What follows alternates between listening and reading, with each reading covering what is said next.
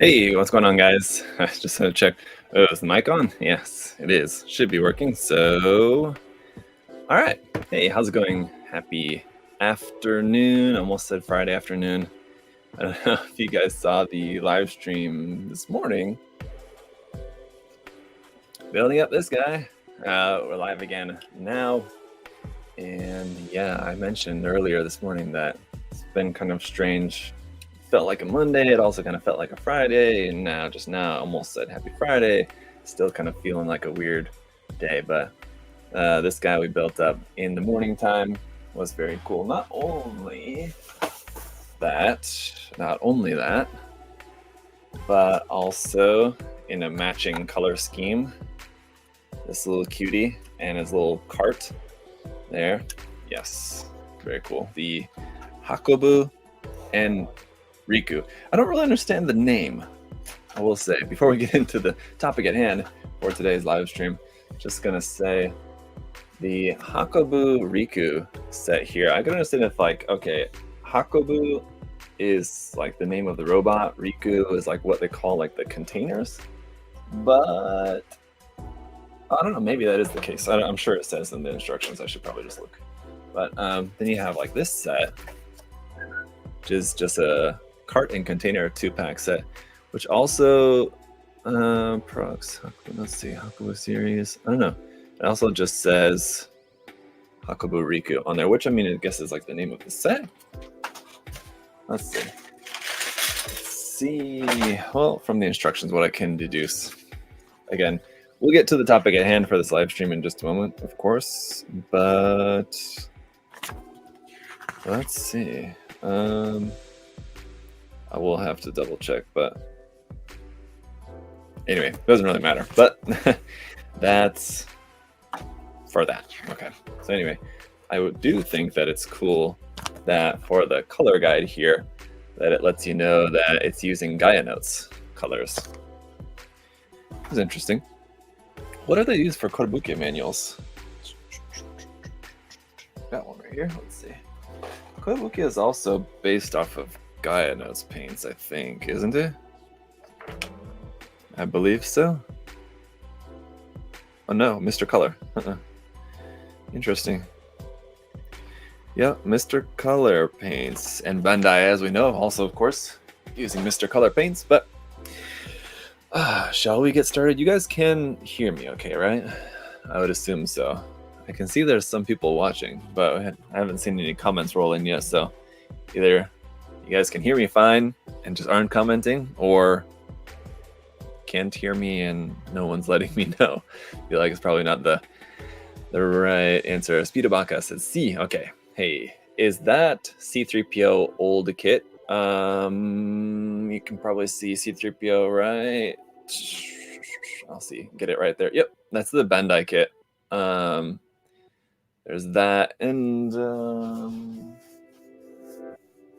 yeah. Anyway, I thought I had R2D2 kit there as well. Maybe somewhere else. I don't know, or I don't. Anyway, but yeah, that C3PO kit. That's the one I've had for a long time. I think I did an unboxing video on it. I just have not actually ever still built it up.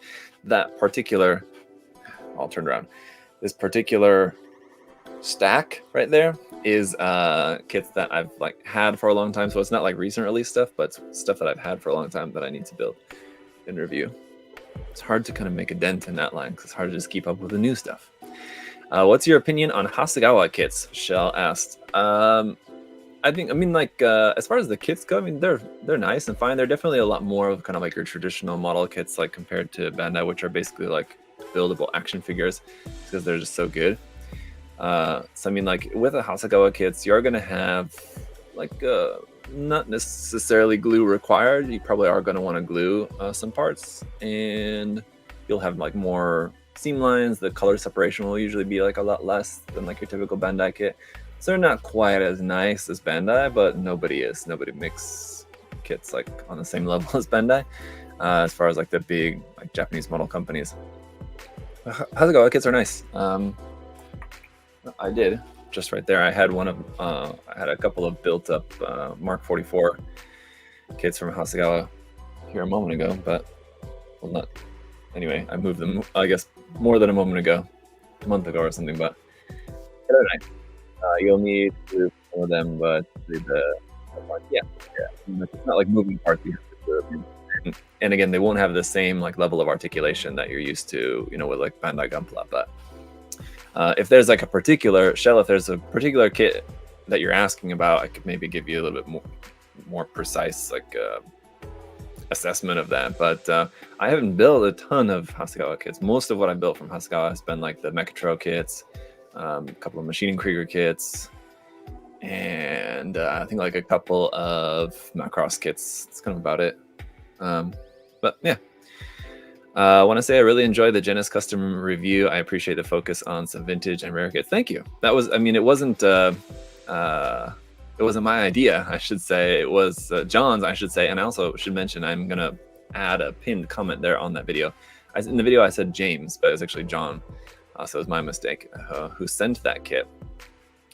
He suggested sending, actually, he sent me another kit I'm going to be using later on. Which is the Gundam base version of the MG Zaku Warrior, the pink one, the pink like concert version Zaku Warrior that I'm going to be using for another for the live stream event I'm working on planning. But in talking about that kit, he said, "Hey, I also have this old LM Genesis kit. Would you like to take a look at this kit, review this kit as well?" Yeah, sure, absolutely. It's a really super quick build, and very interesting. Yeah. So thanks for checking out the review. Glad that you enjoyed it. Okay, so the topic at hand for today's video, let's get into it, is Gunpla critiques. So we're here to take a look at some Gunpla works from some wonderful Patreon supporters. So that's what we're going to be taking a look at here today. If you guys have not seen these videos before, these are the works that we're going to be looking at today, which we have from 5 different people, and I think everybody had just one build.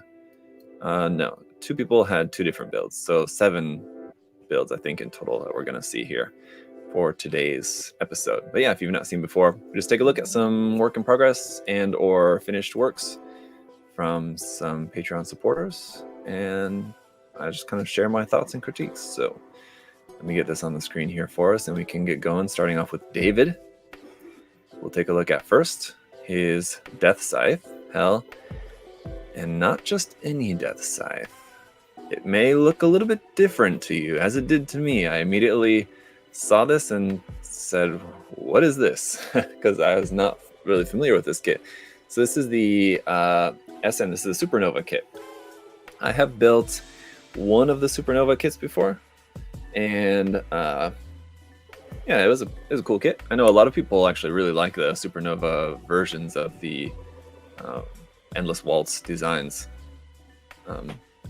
I'm kind of like on the fence about it. Usually I just like in regards to those series of kits, I kind of just prefer Bandai's like original designs. I find, for me personally, the Supernova kits to be a little bit more kind of too edgy in design, like for me, for my personal taste. So what I gotta say is pretty cool.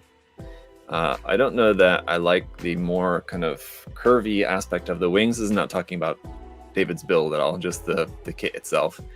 The kind of curvy nature of the wings I don't really quite like as much, just like personally, as the original wings. But like the design of the Gundam itself here, kind of without the wings, I think the head is like a bit big or something. I really like the design of the head, how it's kind of like a bit more angular, and the chest here as well. It all looks really cool. I think the head's like if it was like slightly smaller so that it could also be a little bit further down. Not quite, I don't know. Looks like maybe a little bit too big or something, proportion wise, but in terms of just like the shape and design, it's a cool design. All right, so not to focus too much on the kit itself, let me refer back to what David had to say about this build. So this is a build, an older one from 2022. It's going a little bit back here. It was a contest entry for a local group that the theme of the contest was 50 Shades of Grey. Most of the paint used was SMS with old Tamiya penaliner and enamels for some details. Okay. The kit is mostly black based, except the reds and black and very dark gray, except for the reds and black and very dark gray. So both of these colors were primed in gray and then shaded with black. Oh, okay, so see, they were sprayed with red and Kark black. SMS's darkest color that isn't straight black. Looking at the build, I can see some of my shading wasn't even. My posing and photography setup could also use some work. I also remember the the thing not fitting my photo booth, the wingspan out, which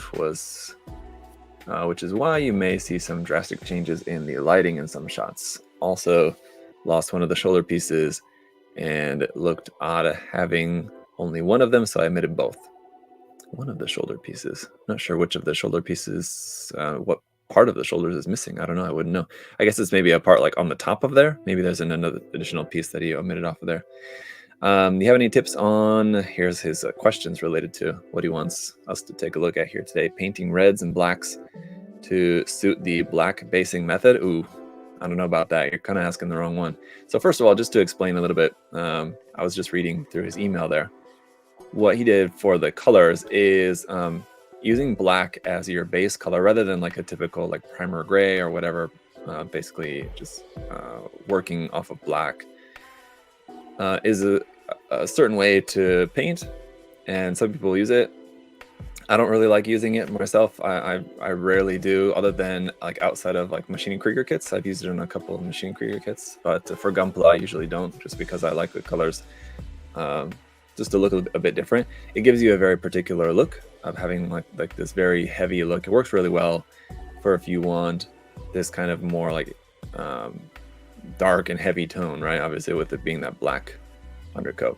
It's difficult to paint, especially like lighter colors, like the white, which is off-white on top of here. But he said that he did use, what was it? Very dark gray. No, for the reds and the very dark gray parts, he used a gray primer. And then for everything else, it was a black primer. So that'd be like the reds, obviously, and then the very dark gray would be like these colors here. He used gray, and then for the reds, gray, and then everything else, which would be like the lighter gray and the whites, which again, I'm saying white, but you know, and the metallic parts, I'm guessing also, the inner frame, all base coated in black. I would assume the yellow fin is also either gray or possibly even white under that, because the yellow looks very bright. It's really, if you guys have ever tried painting yellow, you know that to get a really nice bright yellow, it's kind of hard to do that on top of anything else other than white or pink primer surfacer. So I'm not sure, he didn't mention about the yellow fin, but just based on looking at that, I would guess that that's maybe in the primer gray. But even over primer gray, it's hard to get a nice bright rich yellow like that. So anyway, to his question about painting reds and blacks to suit the black basing method, I don't know. I mean, I would assume it would work pretty much the same way. I mean, yeah, it'd be with the reds, I would assume. I mean, the problem that you're running into with the reds, I mean, if you can do, I mean, if you're able to do this like off-white on top of a black base, then I would assume the red would work pretty much the same way. Just this dark gray, which is essentially like your black color without being totally black, on top of black, I mean, obviously is a little bit more difficult because then you're talking about is essentially like a black on black. Its color is going to be like very subtle. And especially if you're wanting like this pre-shading effect, it might almost be better to, rather than pre-shading, just to do highlighting. And then I think that also relates to one of the other things that you were saying here about, let's see, when he was mentioning about some of the pre-shading not looking very even. Yeah, I mean, I can see that kind of in some of the photos. But I think that's kind of one of the nice things about pre-shading is that it's essentially made, it's essentially to kind of mimic the look of weathering, right? It's to make it look like slightly weathered and slightly more like realistic. And thinking about it like realistically, and especially when it comes to if you're using it to sort of simulate like some like very slight weathering as well, it wouldn't be super even. It wouldn't be like perfect, pristine, perfect. So, I mean, I've seen bad appreciating, but this is not that bad. I don't think. Maybe on some of these parts, like here on the outside, and I don't know if this was done intentionally, painted this way.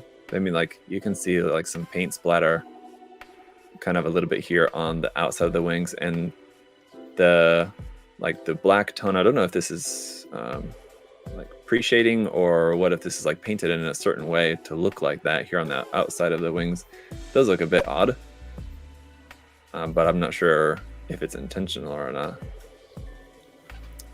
to look like that. I can't say for sure. So like looking at here on the wings, where normally like the pre-shading would like follow the edges, and this is just kind of like a bit more random looking, so I'm not sure if it's like meant to look like that maybe. But otherwise, on like the main suit itself, I think the pre-shading looks fine. But yeah, let's see. All right, give me a second, guys. My wife is calling.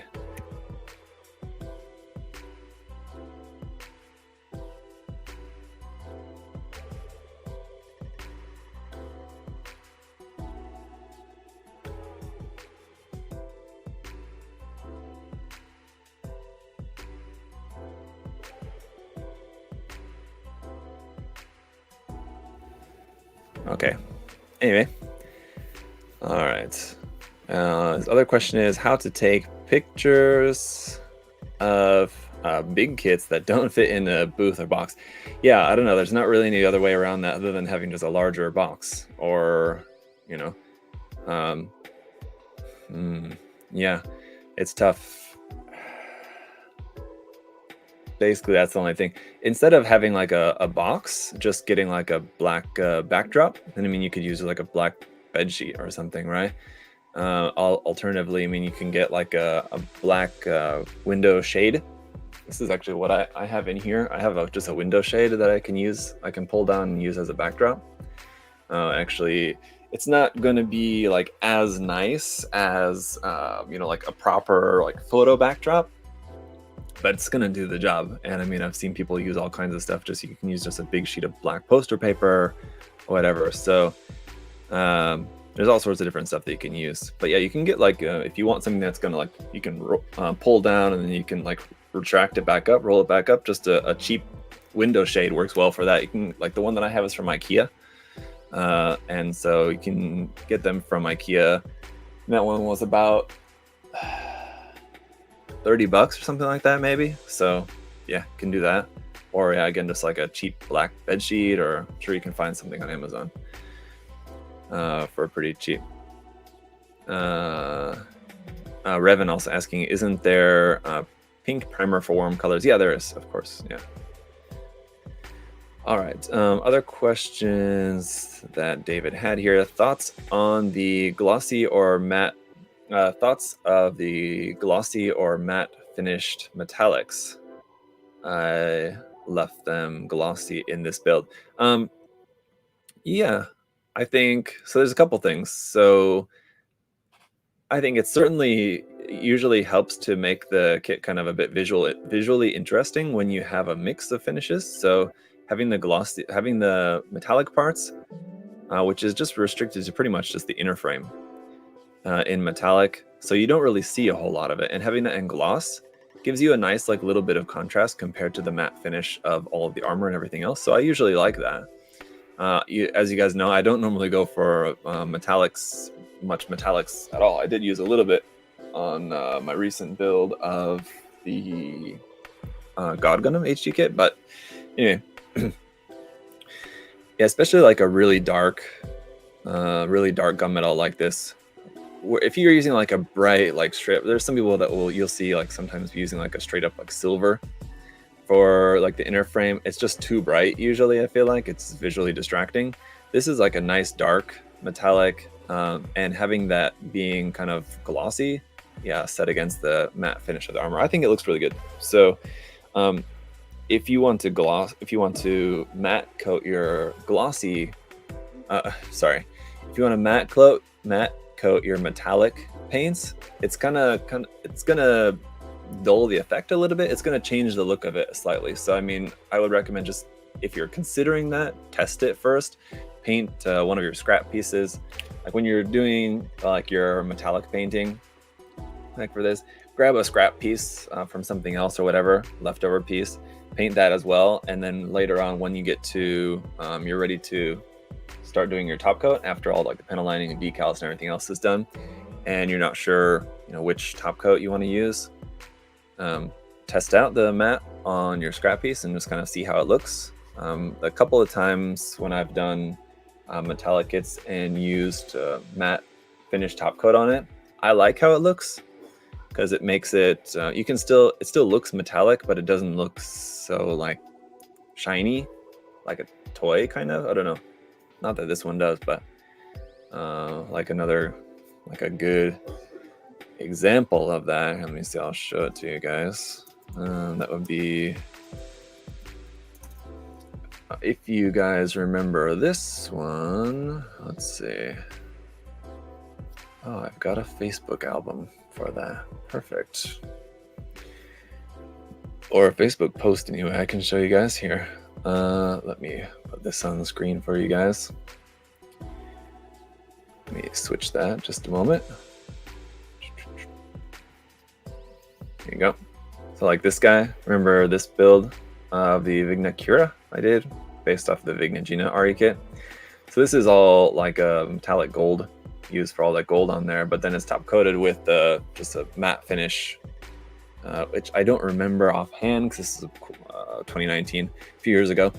I would imagine it's probably the same like Mr. Color matte top coat that I use all the time, and it's kind of like it's not super matte finish. It is like somewhat satiny. So like even on those darker, like this dark gray here, you can see it still has a little bit of shine to it. So it's kind of like a somewhat of a satin finish. But anyway, I think it looks good, but it depends on the look that you're going for. It's not going to look like super glossy finish. I really like this.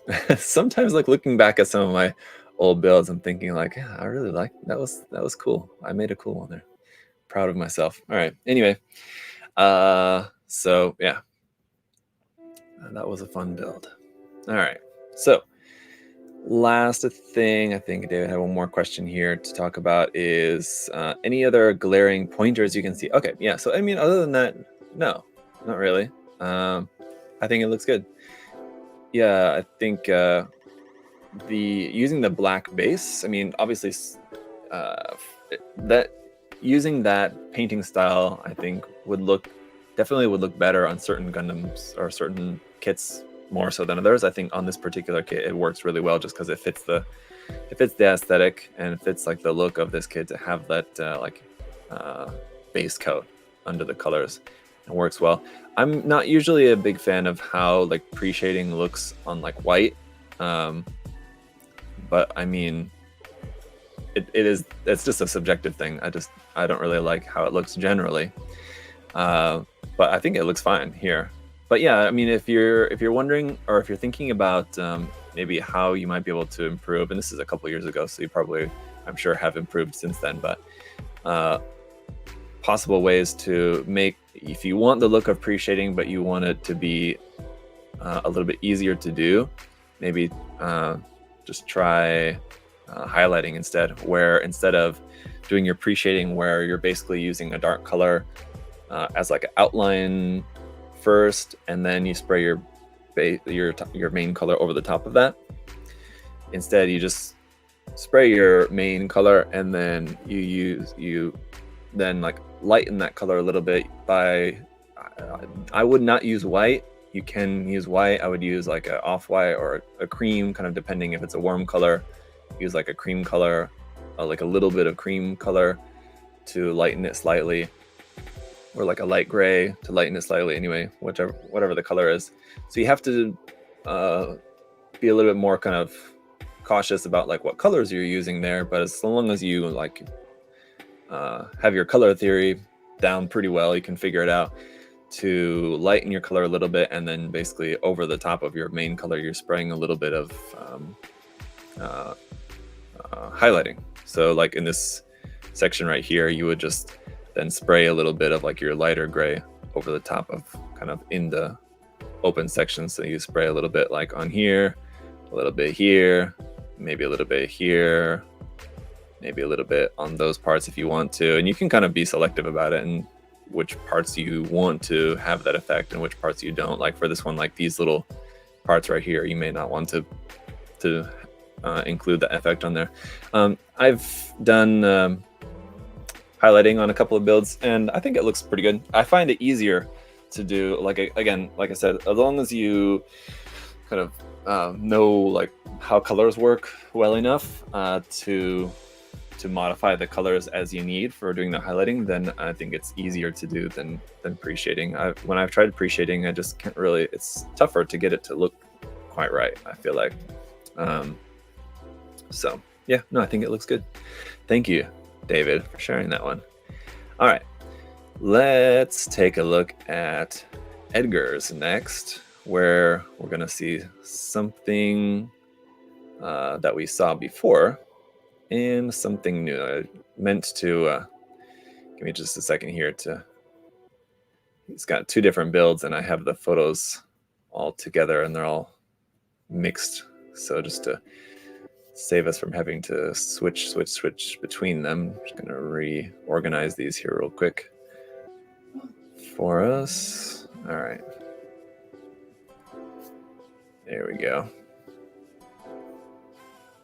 Okay, so here we got Edgar's. Next. Oh, David was there in the chat. Oh, yeah, okay. Oh, sorry, I didn't even see you there in the chat, David. Sorry about that.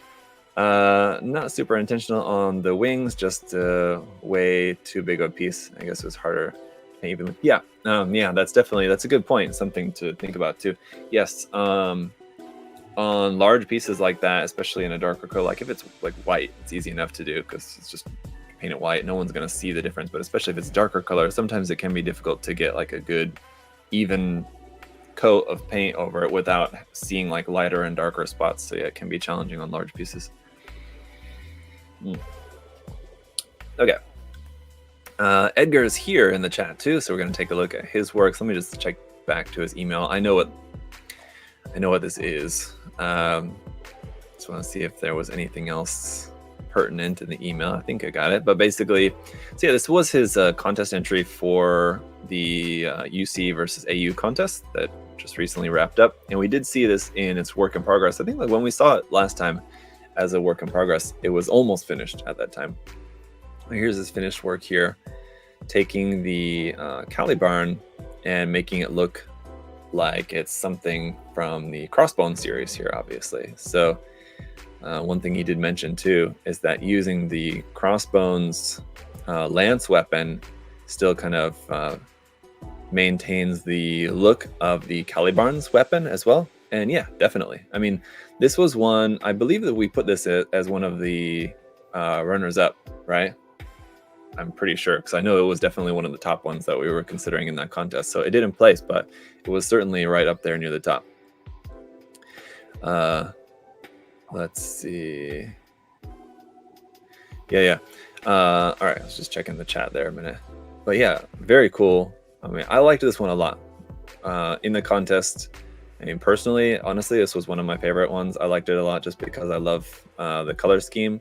I think the combination of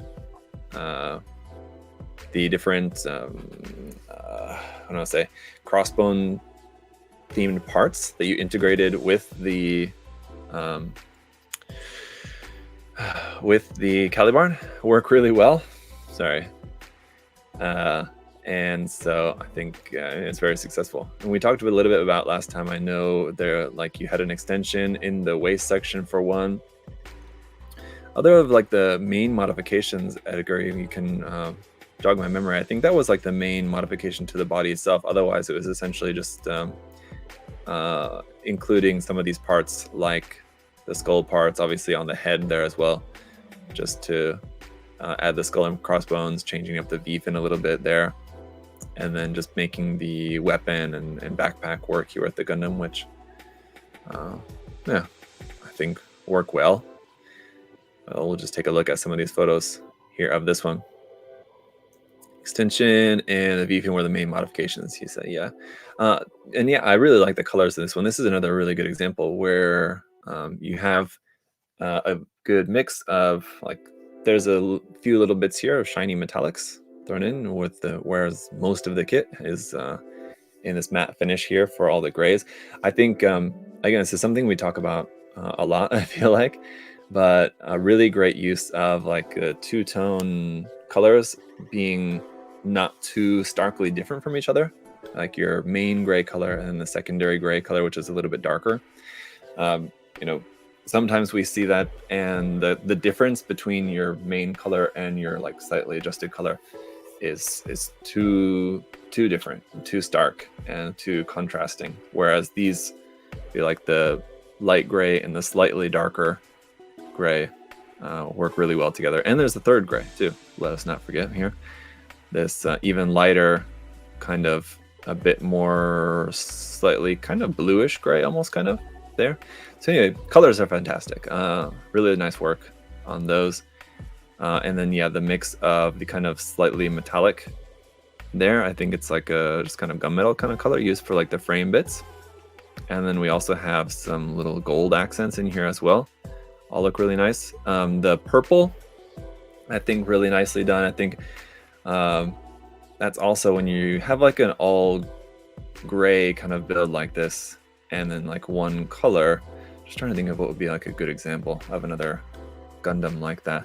But I could understand that there probably was a temptation to make like some of the torso in yellow, or like, or the, not yellow, purple. It's like some of the torso in purple, or the shoulders in purple, or having some more purple in and around the Gundam there. But I'm glad that you held off on the purple and kept it really, really limited. I mean, obviously like the whole backpack, the big X parts are purple, but like on the Gundam itself, it's very restricted to like really just a couple little bits of purple, which is all you really needed. I think the colors and the color scheme is really, really nice. So yeah, that was very good. And yeah, I like the just the grays in here as well. As far as, let's see, what else? Other than that, I mean, like the decals also really nicely done. Don't see any like silvering or anything on there. I think like you maybe, and I think like the amount of decals also is pretty nice. It's pretty minimal. There's maybe a couple bits here, or maybe you could have maybe added like a couple more decals here and there. Overall, I think the amount of decals is good. It's not like doesn't seem like too few, and certainly not too many. It's just kind of a few here and there. That's all you really need. But no, I think it looks nice. So you can see you got something like here. And yeah, the finish on everything looks really good too. That's the important thing, that the decals aren't silvering or anything else like that. So that's all done well.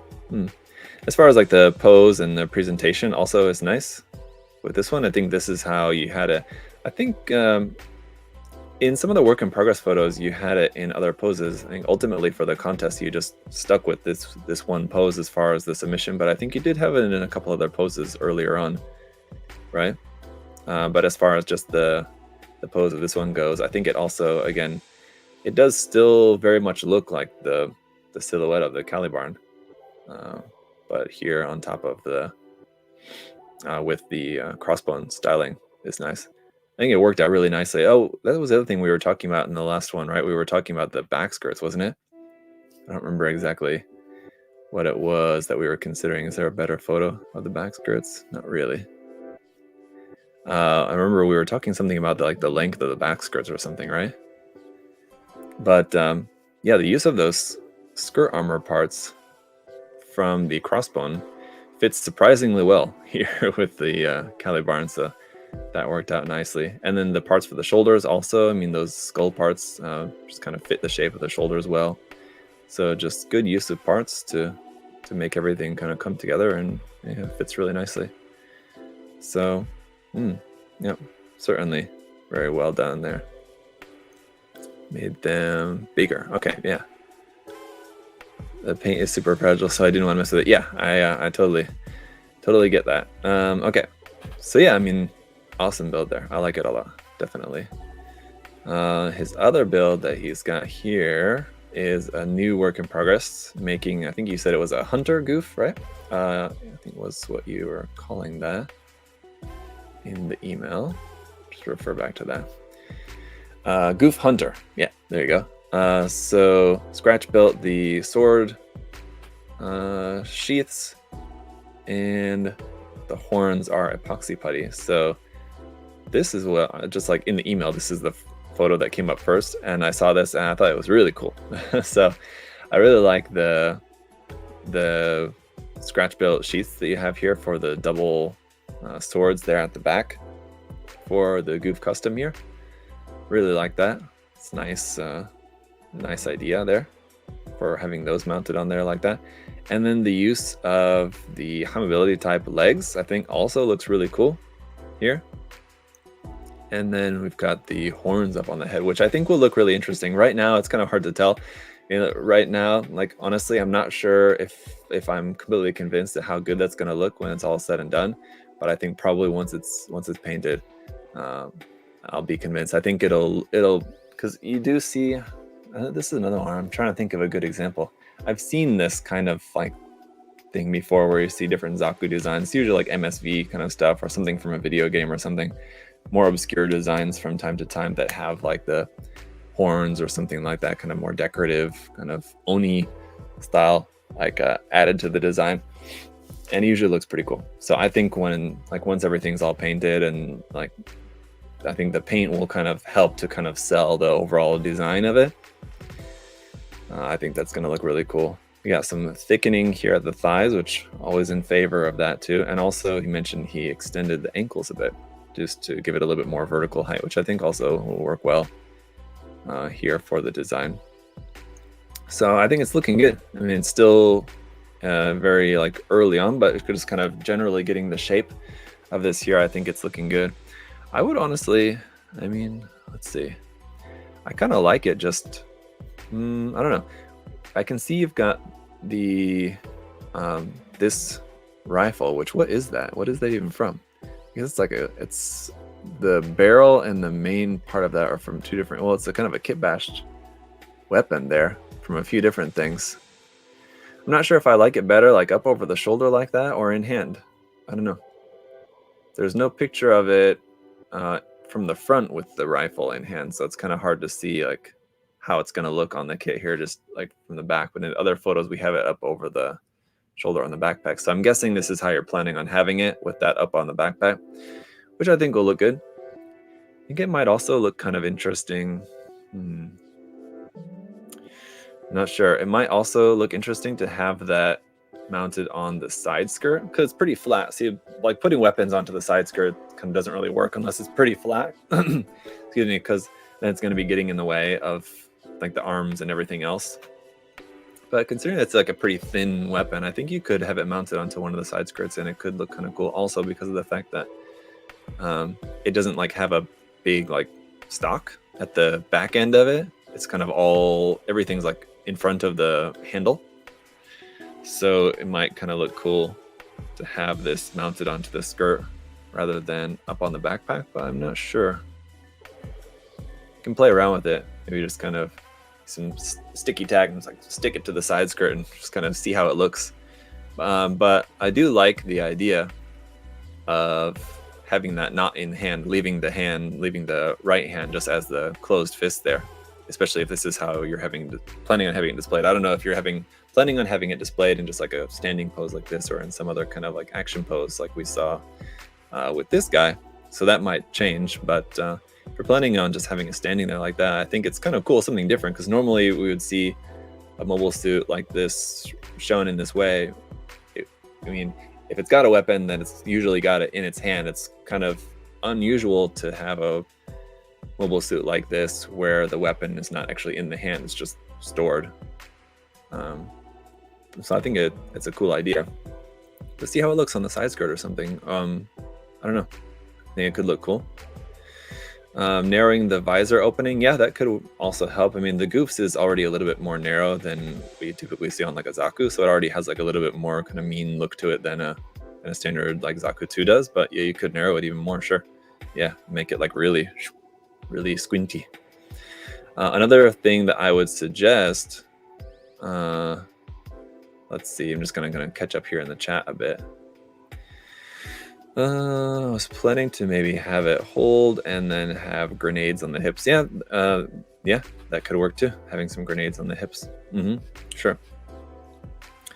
Another thing that I would suggest just for sharpening these, I mean, I'm sure you've probably seen different example builds of like how to sharpen these. You can either just file it down and just sharpen it as it is, or there's a lot of different things people do. One thing you can do is just cut it off the tips here, and even on these ones here too.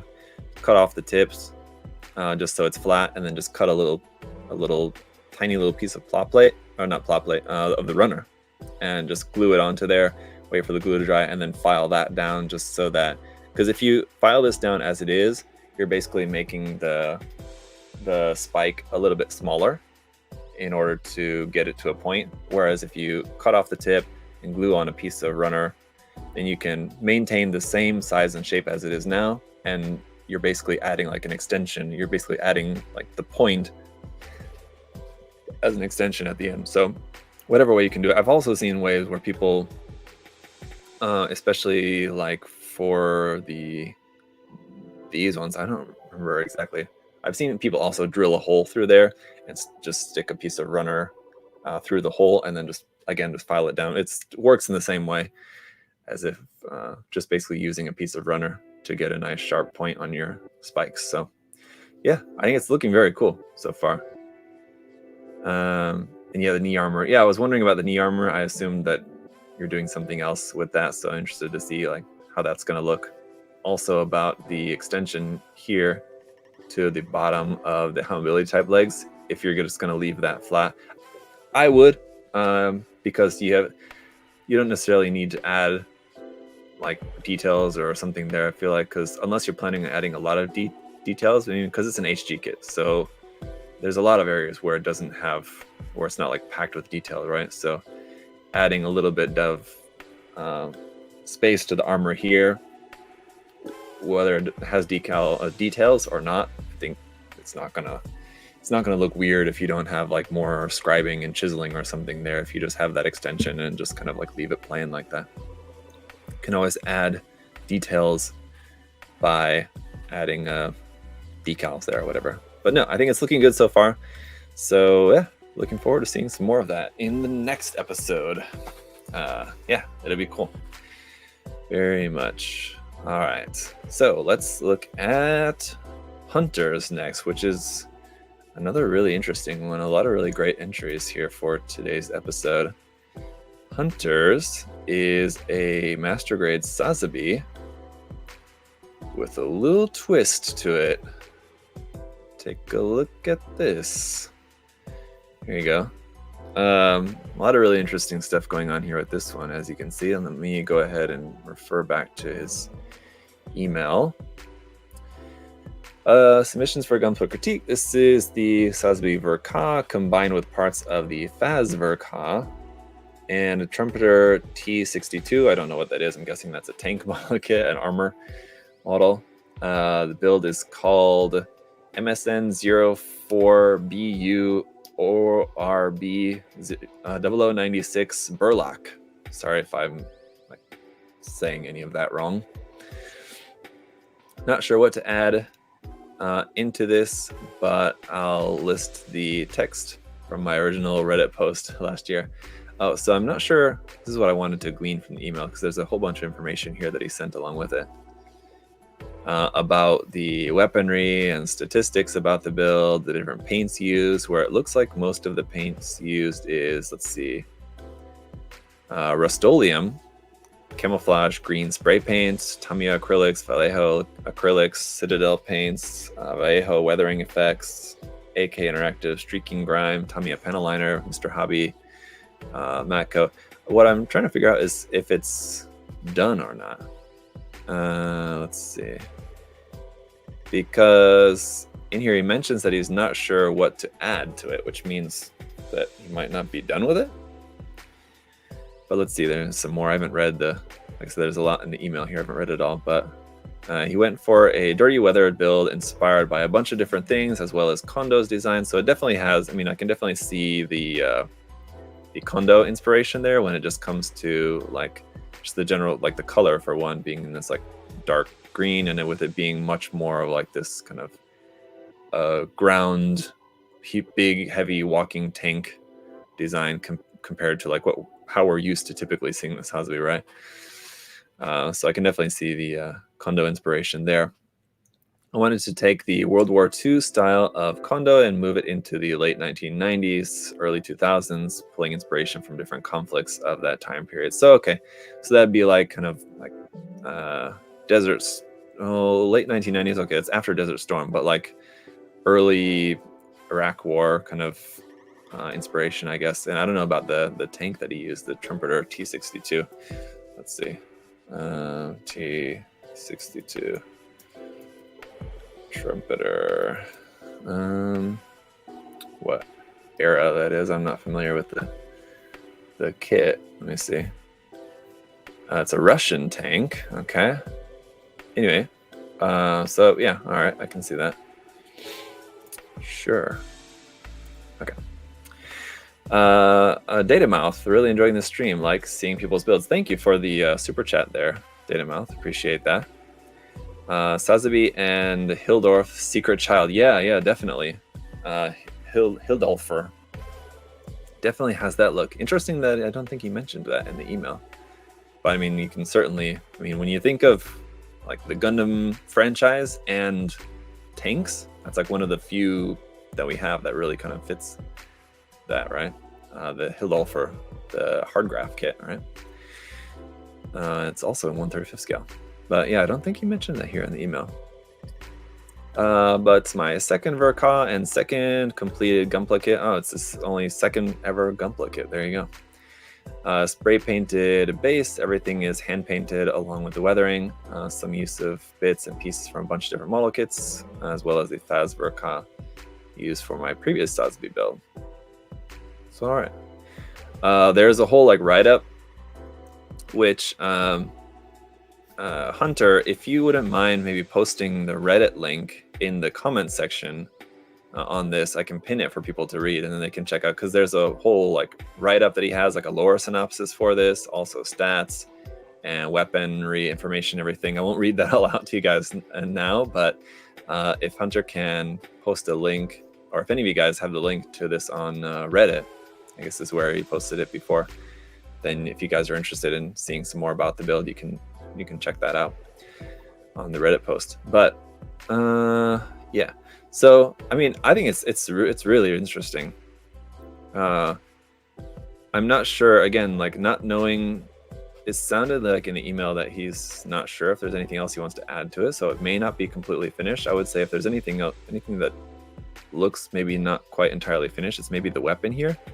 I can't tell if this is maybe not quite totally finished yet. It kind of looks like maybe not yet, but if it does, just the general shape of it and everything is looking very cool. I will say that. Just kind of how this is looking. But just to focus on like the main mobile suit itself, I mean, it's a really, really very interesting idea. I would be curious as to what someone like Mr. Mike Rinaldi would say about this, being a fan of the Sazabi and also being a tank armor modeler himself, very much so, what his thoughts might be. But I think it's a really cool, very interesting, unique use of the parts here for this one, and especially like this, I don't know what this is called, this kind of like grating kind of right there, hanging off the bottom of the shoulders, kind of extended out the bottom of the shoulders there. It's very interesting, and you have all this, I'm guessing this is all meant to be kind of like reactive armor on some of these parts here. Oh, you do have the Faz's giant weapon there too. But like just looking at it like this, I mean the reactive armor here on the shield looks really cool. And it's a very interesting concept, very unique. The painting's nice, the weathering and everything. I was noticing this, and this is a very small, like minor thing to point out. There is like some mold lines on here, but just as far as like a minor thing, and this is being that this is his second Gunpla kit, you know. I don't know about most Gunpla people, but when it comes to like Gunpla and critiquing Gunpla, and especially if it's for like a contest or something, like mold lines is something I'm always like on the lookout for. So just making sure that your mold lines are all sanded. And it looks like there's maybe some here on these parts, which is let me see if I can see it better. Yeah, so like you can see like some of the mold lines here on these parts. Just making sure that those are sanded ahead of time. Otherwise, this is a nice, good like close-up photo we can see.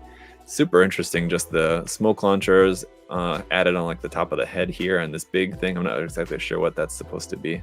I'll just refer back to, maybe it's in the lore section about this.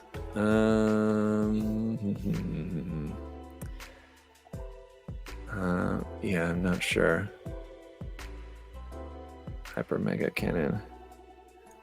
Okay, my friend was calling me, and I was gonna pick it up, and I thought, no, I'm just gonna not pick it up. And then they're texting me saying that it was a butt dial, so I'm glad I didn't pick it up. All right. Anyway,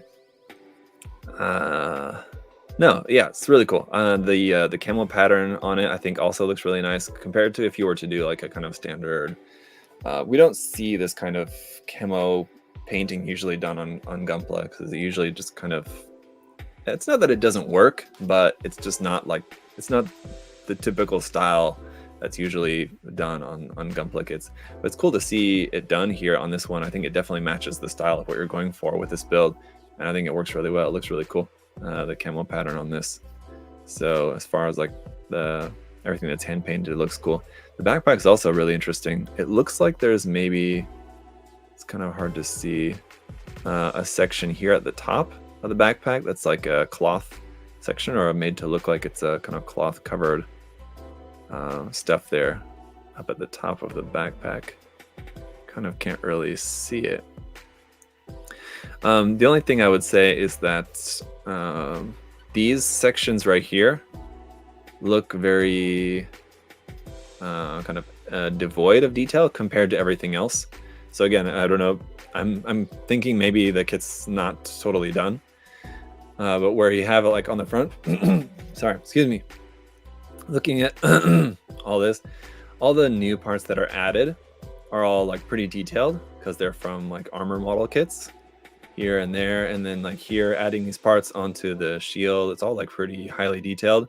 And then down here on the legs, where we don't have very much like added onto the legs of like kit bashed parts from other kits, but I mean, with it being the Sazabi Ver.Ka, they're just pretty detailed. And you also have the added detail on top of the existing kit details. You have the added detail of both the weathering here with like the mud effects, and also the camo pattern painted on there. Compared to here, like on the backpack, these parts up here are just like they're just like these big blocky plain looking parts. Compared to everything else, they look very plain. So again, I'm assuming that maybe this is not done. Maybe those parts aren't addressed quite yet, but like adding some kind of details or like continuing the camo pattern painted onto those parts, I think will look good later on. So just looking at this and not knowing for sure, it looks like maybe that's not finished, and also maybe the rifle is also not finished possibly. But I think once those parts are done, it's going to look really, really cool. And I will say, I definitely like the look of this rifle so much more than where is it, this guy, the big cannon. I think while it's such an awesome weapon, the like hyper mega launcher or whatever that the Faz has, I don't think it really fits that well with this mobile suit that you're making, whereas this one, I think it just fits with the design so much better. So this is like, if you're on the fence about which way to go as far as weaponry goes, I think this is definitely the much better option.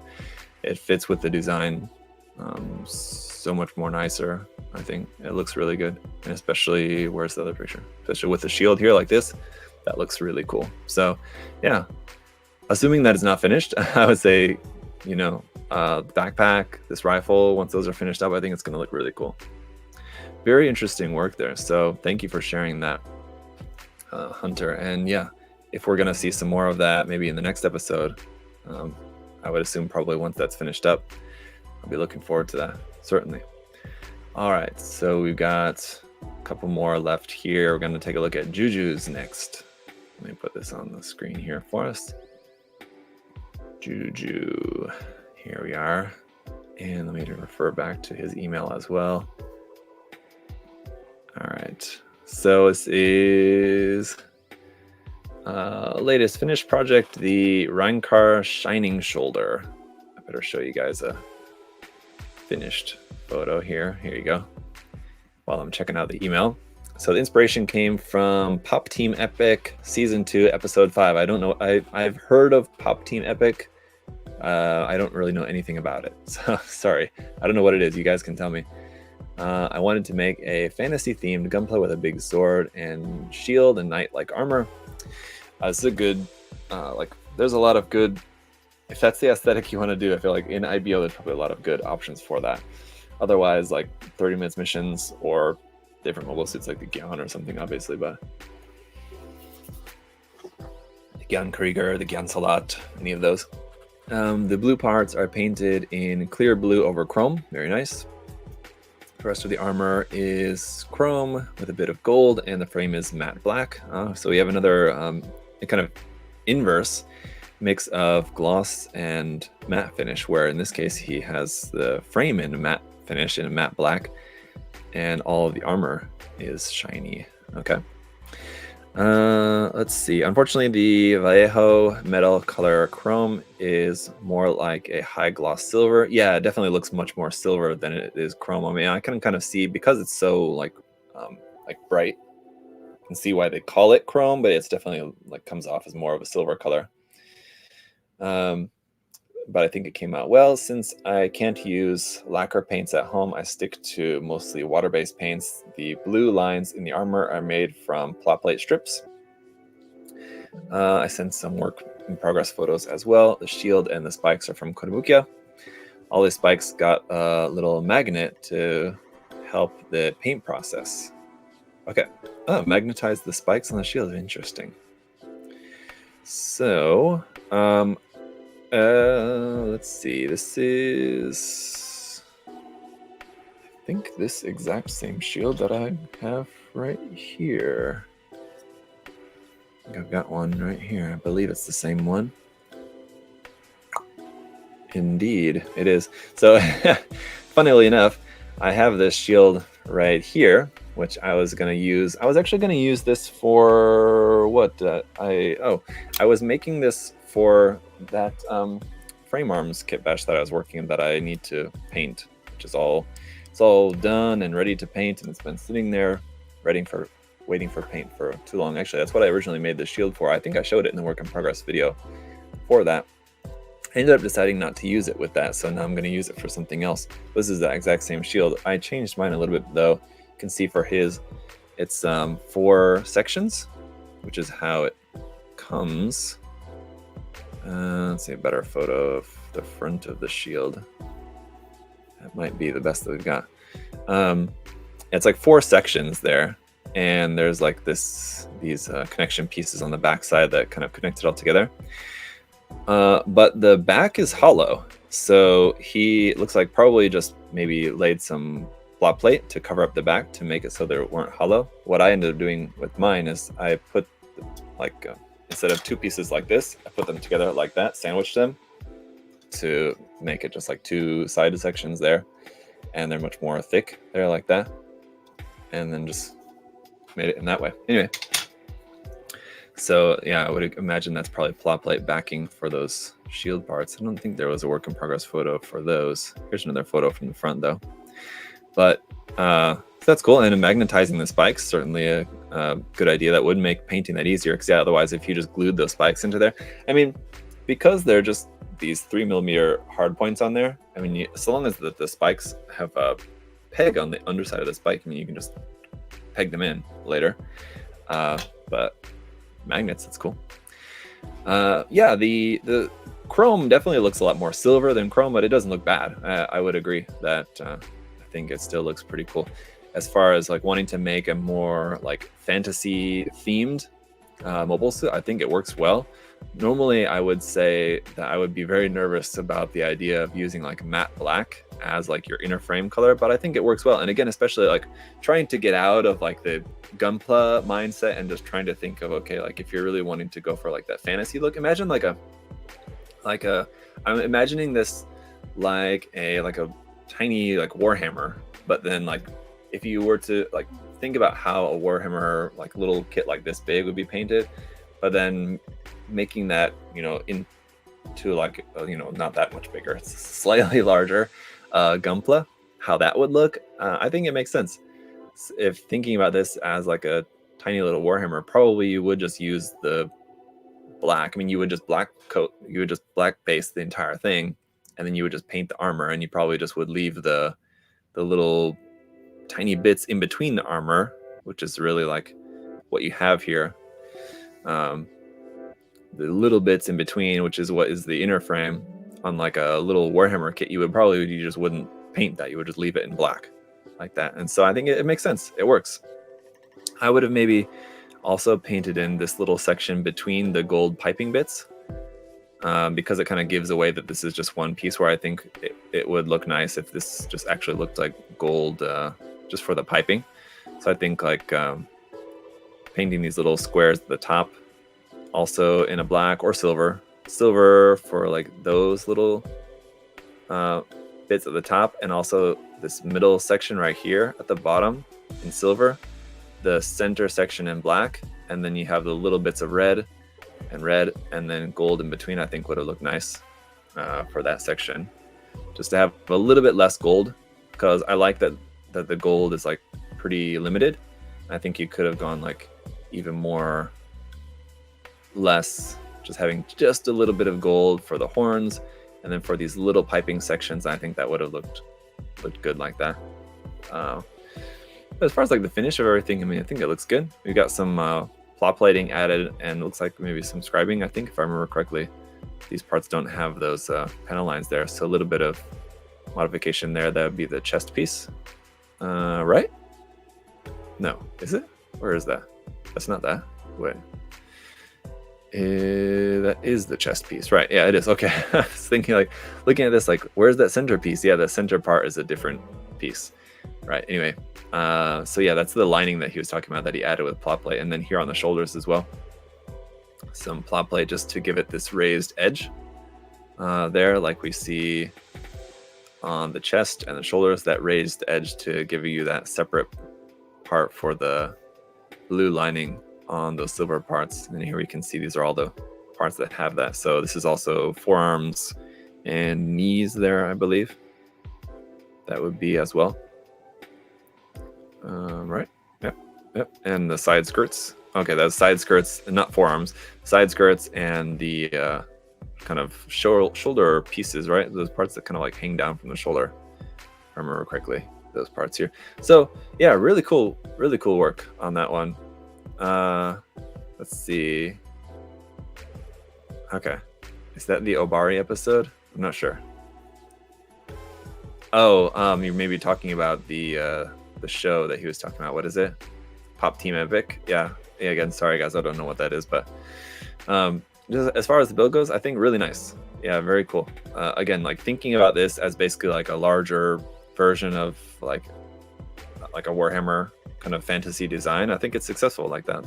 Yeah, there's some more gold up in there too. Yeah, for the piping, I think, yeah. It's the only thing that I would really change as far as like the paint scheme goes is the gold section of the forearms. Otherwise, I think it all looks really nice. Yeah. Anyway, there's not also, I mean, the fact that it doesn't have any decals on it also, I think just kind of also helps to kind of see this in a way that it's not Gunpla. I mean, it helps to make it look like something different, because like, you know, if we're thinking about this as like a Gunpla, then it should have some decals on it, right, or something, but not having that, I think looks good. Yeah, anyway, very cool, very different, like this, and then like the Sazabi we just saw before, and I mean a lot of the stuff that we've seen in this episode is, I love that we're seeing a lot of very different stuff. All right, we've got one left here to look at, and it's not very different. But I think, as you'll see, also very good. So this is a kind of more classic Gunpla example, I guess, here with Ryan's Zeta Plus. So this one is from our good friend Ryan Lau, and he did some work here on the HG Zeta Plus. So here's the before and after. And I was actually just talking with Ryan about this build the other day. He was telling me that it was one where he initially started this with the intent to basically just refine some of the existing details, like closing seam lines, and then just refining some of the existing details on this, and just making a kind of quick, simple build out of this project.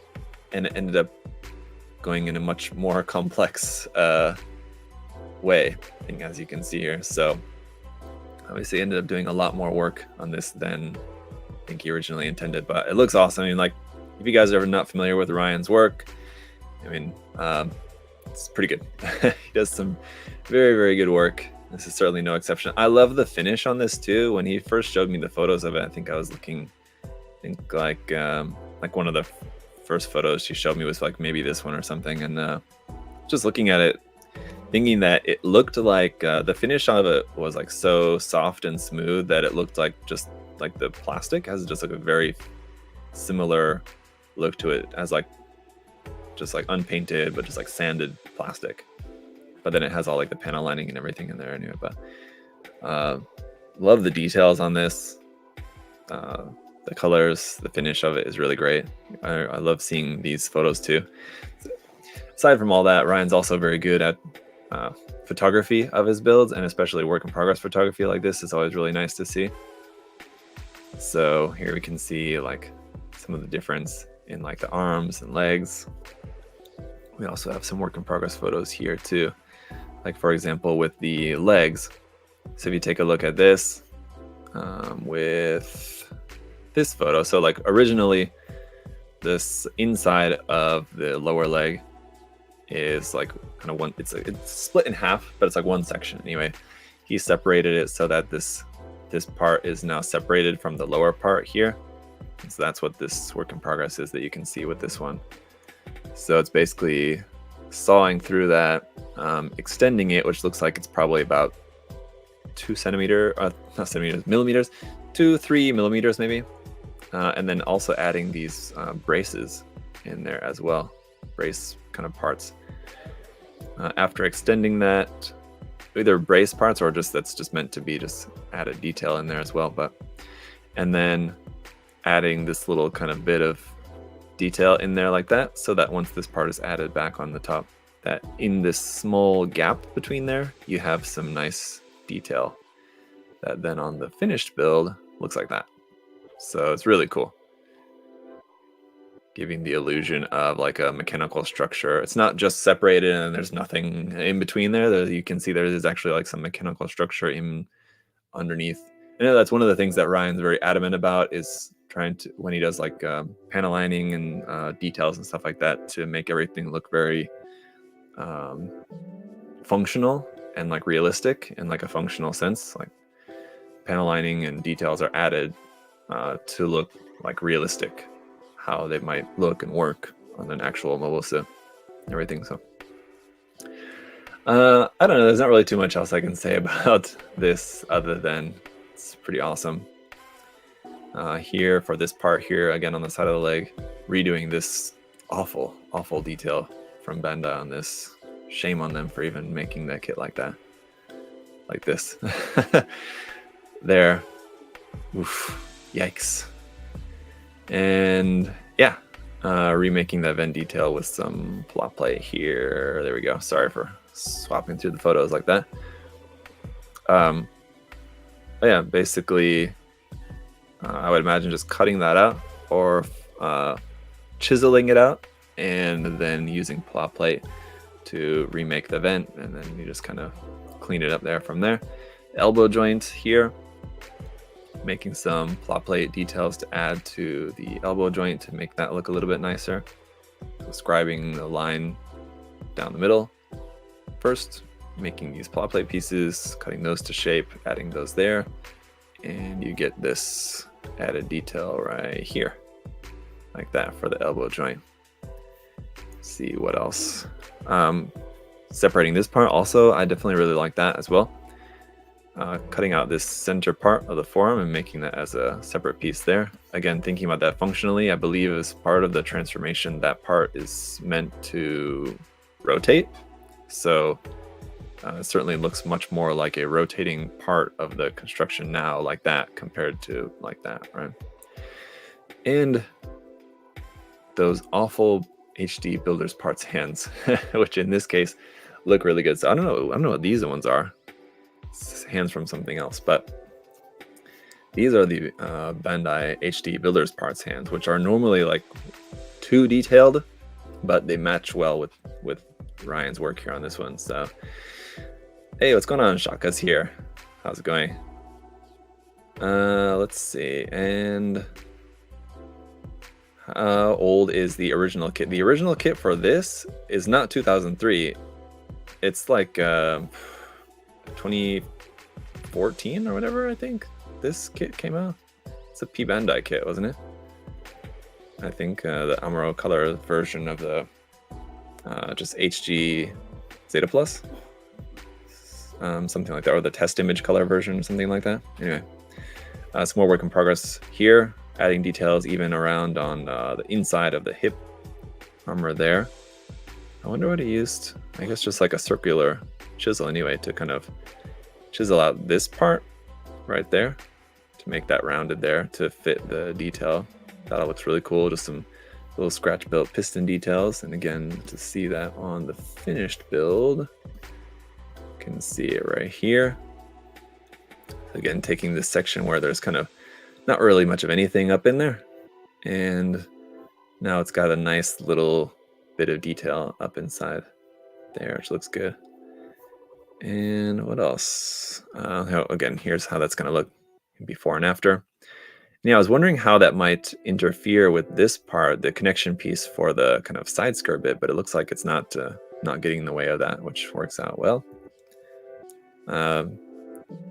Plot plate, interior detail piece for the back skirt there, and the finished build. Yeah, beautiful, lovely finish. Love the colors on it too, with that cream and this slightly desaturated kind of orange color. It's a really, really nice orange color on there, and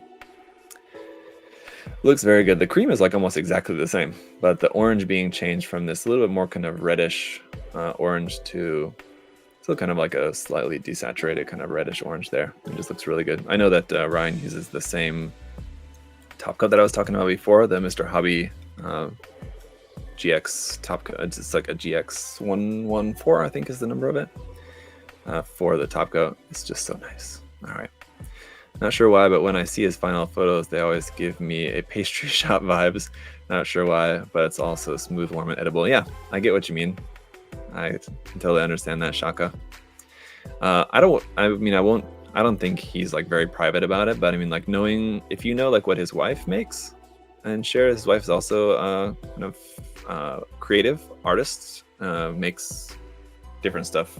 Again, like, not knowing how much he would want me to share publicly, but she has social media and makes stuff. It's also kind of has a similar look to it, so it kind of works out. It's not pastry stuff, but anyway. Very cool. Anyway, yeah, beautiful work as always, Ryan. So I know that after this, now Ryan's going to be working on his, after taking a short break, going to be working on his GBWC entry as well, which I'm very much looking forward to. But as for this one, beautiful as always. So a lot of really cool stuff.